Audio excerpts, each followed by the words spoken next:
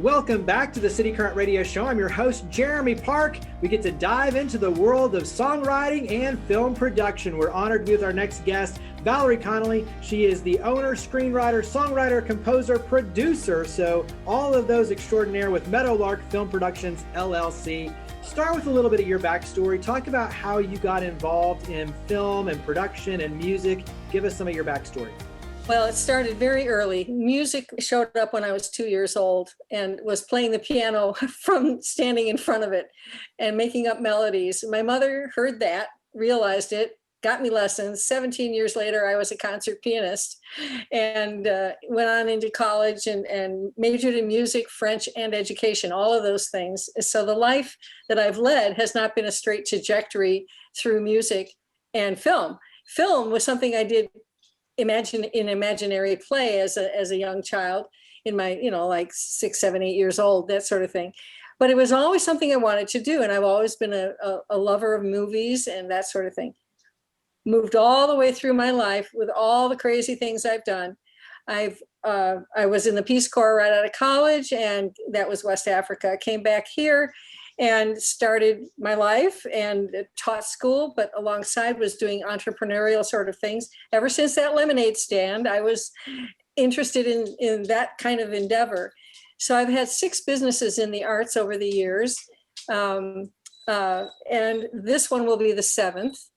And Meadowlark Film Productions is benefit of all the skills and all the things I've learned and all the experience that I bring to it. And I'm ready to do it now. I wouldn't have been ready even 20 years ago. I just really am ready now. And I think that's the story for so many of us, is that, to your point, it's not a one-way path or a straight path. It's a very, windy road. But when you look back, all of those experiences that you had that in the moment felt kind of maybe like a little offbeat or, take you off this path, they all come back to give you this opportunity now to where you can combine all of these experiences and come up with something very special. And so, to your point, now you're prepared and now you're ready, and you can bring all of these worlds together. Right. Share a little bit of the business side. When you talk about movie making, it's called show business for a reason.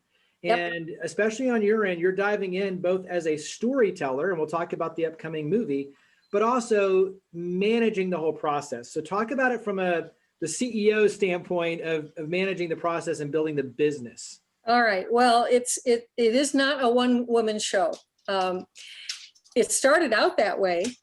It was an idea, and I brought it to the stage and was able to take the film from that, the PBS station made, and they were unable to do the syncing. There were some issues with how the 21-piece orchestra had been recorded. And so you could barely hear the orchestra, and you could hear all the voices, and those were separate tracks, but the orchestra wasn't too good. So I had to marry the best of the live performances of every person to the computerized orchestrations. Then I had to take that and marry that and sync that to the visual. And I started out not knowing how to do Final Cut. I just trained through Ripple training out there in Wyoming and decided it was time to learn how to do this. So I learned how to be a filmmaker, literally an editor, to be able to put together my first thing. And you see a couple of instances of that on our website. A couple of the songs are on there from that play. And so it grew into this film, and I'm a part of Women in Film in Nashville, and I'm part of the Nashville Composers Association also. And I took the concept film to FilmCom in 2019, and they looked at it and they said, write the script. And then I went, oh, good, I get to learn something else that's new. I mean, I had a publishing business for 16 years. I published over 250 books for people around the country and in different foreign countries, and 6 of my own books. So I'm a storyteller from the soul of my life. But I said, oh, great, now I can write a play, but now I have to do a film script, and that's a whole different animal. So it took a while, and COVID came along, and you know how that got in the way of things. Actually, that gave me time to really hone that craft.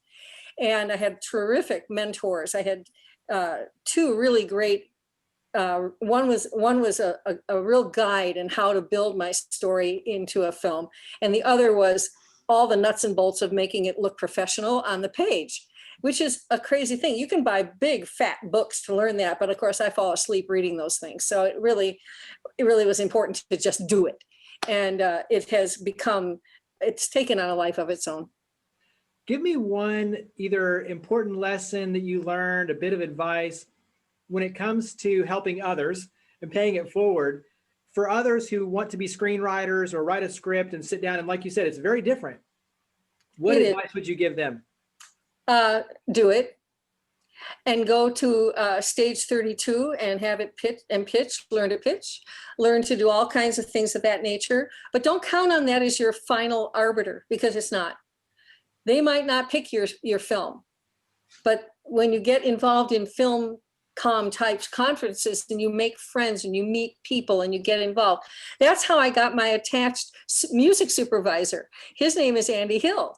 He worked at Disney for 10 years. He was responsible for the animated musical film renaissance that happened with Lion King and Beauty and the Beast and all of that. And I went to his seminars, and after 2 years, in one of the gala parties, I walked up to him and I said, Andy, I want you to be the music supervisor for my film. It isn't written yet, but you've heard some of the music. And he goes, let's go to dinner. We'll take some friends. We'll go to dinner. We'll talk this through. He did attach, and that was 2 years ago. He's still attached to my film, and he's got 9 Academy Awards. He's top dog, and he loved my music, which was extremely affirming. Well, that kicked open a lot of other doors, and people started coming around and wanting to do things. And so the Women in Film decided to put it up at Watkins College here. Now it's part of Belmont, but at the time it was still a standalone arts college. And we put it on as a live reading in their auditorium, their phenomenal auditorium. And that brought all kinds of other people toward it. And I would say to anyone doing a film, keep doing all the little things that come across your path that make it bigger and bigger and help you hone it. And finding an animator, I've got a director now who is going to be directing that. And he was part of FilmCom. Again, a place where you just meet the right people. So get out there and meet people. Yeah, and I think, like you're talking, it's relationships. And you hear that a lot in the industry, in every industry, is the power of relationships and the importance of relationship building. Right. So you're the prime example of that. So great advice. Talk about the movie, talk about Love Is. So it's a sci-fi fantasy musical feature film. Dive in and give us a little bit of a teaser. Well, that's not too hard. Love Is actually a movie about you and me, just regular, ordinary people, and how they face truly unexpected and ultra extraordinary situation. They're a little town. Allison, who's the main character, is a mom and a community leader, and she really has a great power. She's a real people person. Everyone loves her. The whole town loves her. But the town is failing. It's a small town and kind of in the middle of nowhere. There's a big city not too far away. They're waiting for the boom of the city to hit them, and they are throwing an expo. And she and her son, who's 23, 24 years old, I mean, she's not a young lady, and he's, 23 to 26 years old. And so she forgot something, and they decide to go back to the house and get whatever they forgot. So they were going back, and they have a car accident, and she's killed right in the middle of all this. And he's driving the car. He's devastated. And the first love story is a mother-son love story, because it's what brings her back to Earth. All right. And her husband is devastated, and her best friend, and her best friend's daughter, and all the people that she's been involved with all her life. And so she goes to the afterlife, and she's told by her spirit guide that she has qualifications to be able to go back and kind of sew things up. I mean, she didn't even get to say goodbye. And incidentally, in the midst of that, she meets up with her long lost dog, And there's an opening scene, how he's lost. And he dies in that scene. It's really sad, but he comes up and he's alive and all's well, because we hope that's the truth. She reunites with him and he talks. He's a talking dog. And so she gets to bring him back with her as a companion. And he's her kind of alter ego. He's her conscience. He's her Yoda. He's the wisdom. And he says very little, and he telepathically talks to everyone he talks to. Real, the people who are in town and her. And so things are fine. Things are a mess. And then the space aliens land, and they are planning an invasion of Earth, because their planet is orbiting a sun that's dying. And they're just one galaxy over in the Andromeda galaxy. It's not impossible for them to get here through a wormhole. So there's all kinds of ways, lots of beautiful, crazy visuals. But anyhow, they arrive and they decide to, well, they've planned it, actually. They've had other alien people. There's information that they've done all this on, and they become human. But they're not really human. And they are real estate investors, but they're really not real estate investors. And they have no humanity, so they can't struggle against or talk back to the honesty of these salt of the earth people. And they are frustrated as all get out, and they get angry, which of course is dangerous. And they decide they're going to give them what for. Well, Allison, who throughout all of this is interacting, she turns herself into animals so she can spy on things for her family, also for the town. And she discovers what they're going to do. And then she's afraid to tell them, because it'll terrify them. They're not ready for this. So she gets involved in how to deal with it. And all I can say is it's a big, bold, beautiful music. I'm not going to tell you the ending. It's a big, bold, beautiful musical, but it is also drama and comedy and sci-fi to the max, we hope, and lots of great things going on. And each character, the men and the women, the boy and his high school sweetheart, all of these things flow through the story kind of the way it flows through anybody's life. And that's why I say it's about you and me and just normal people, but the situation isn't normal. And it's a happy ending. It's a musical. It's got to be happy. Well, I mean, I think just from the explanation, it's like you throw a lot into the equation, which is awesome. And so obviously a very complex storyline, but also too taking you on a crazy adventure, as much as the soul search and the love that comes through as well. Right. Carry it forward in terms of how the community can help. So you're at a really important stage of the development of this. And obviously there's different iterations in terms of how the community can help at each stage, but how can we help? Well, of course, we're fundraising, which is a hard thing to do because it's a musical and that's a huge budget. And I may be a fool, but I'm determined to do it as an indie film, because it's time for indie people to have the freedom to do the things that they see without the studios. The studios are great, don't get me wrong. They do amazing stuff, but I want to compete with that. I don't want to be absorbed by that. I want to be a part of what my story is. I don't want to sit on the sidelines and watch somebody else develop it. And do I need their help somehow? Sure, probably in distribution. But when it comes to, and who knows what else will come. I mean, we're at that place where we're raising the money to do our initial investor, trailer, and to be able to reach out to the A-list people we've chosen for our cast. We have A-list people in the music. We need A-list people on the screen.